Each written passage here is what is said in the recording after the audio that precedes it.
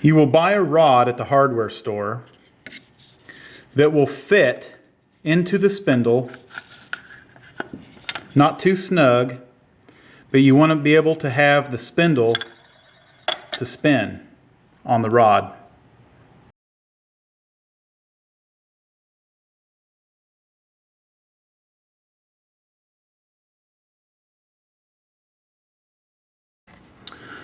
So here's the pattern that you made for the round part of the spindle. I'm going to show you how to find the center of that. The easiest way is to fold it in quarters. You first fold it in half, then you fold it in half again, and where the creases come together is center, right there. Here's your two sides. You take one side, you turn it upside down, and you place your patterns right where you think they need to go. You can eyeball it. About like that. So you place your patterns right where you think the spindles are going to go. And then you're going to take a pen and you're going to punch through the center of the one that you just marked. And you make a little dot, a little mark in the wood. Just to make it a little easier, I'll show you where I put that mark using a permanent marker there. So there you go. Now take a compass and strike a mark at that distance using a pencil. So I've placed the patterns with the center on the line that I struck, leaving a 1/2 inch gap between them. I'm now going to measure from the center of a pattern to the center of this pattern, and I've come up with 3.5 inches. I will now make a mark from our original mark, a straight line 3.5 inches till it meets the line we struck on each side, and I will make a mark on that line. This is where we're going to drill holes that will receive the rod that holds the spindles.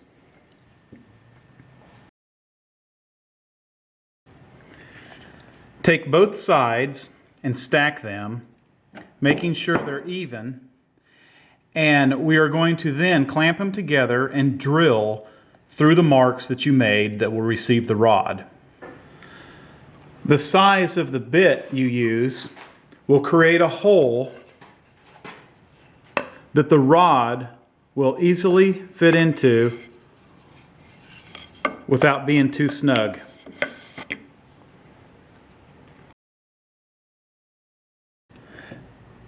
Measure your spindle from end to end. This one is 5.5 inches long.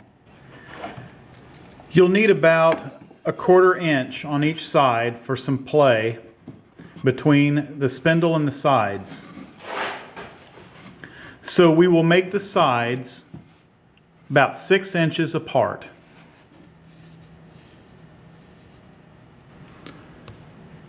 So here's what I've done.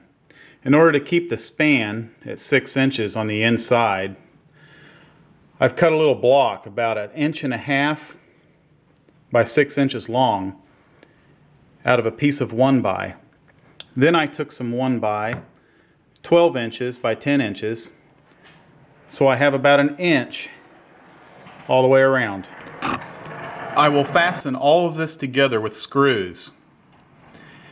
And once I fasten it for fit, I will then take it all apart so I can sand and finish it. Cut rod to where you have about 1 inch, 1.25 inches sticking out on both sides. As you can see, I have screwed everything together for fit. Making sure that I pre-drilled my holes for the screws, and then ran a larger bit barely in to where I can countersink the screw head.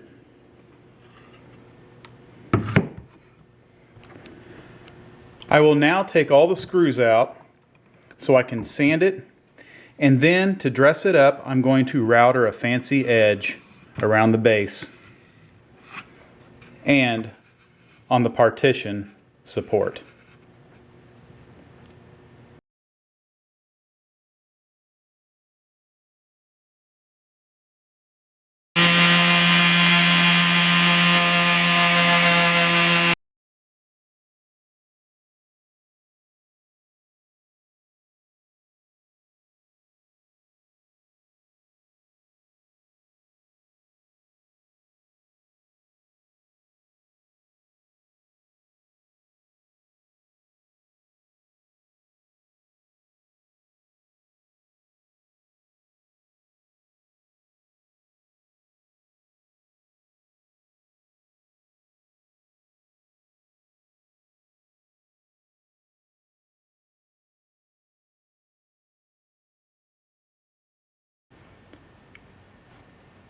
Once the stain dries, you can go ahead and insert the rods.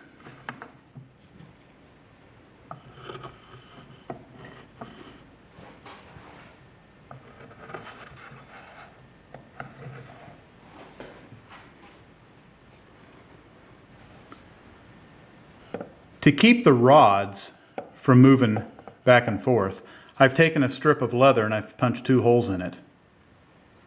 And you place it on the tip of the rod like this, and you slide it forward where it's snug, and that'll keep the rod from sliding in and out.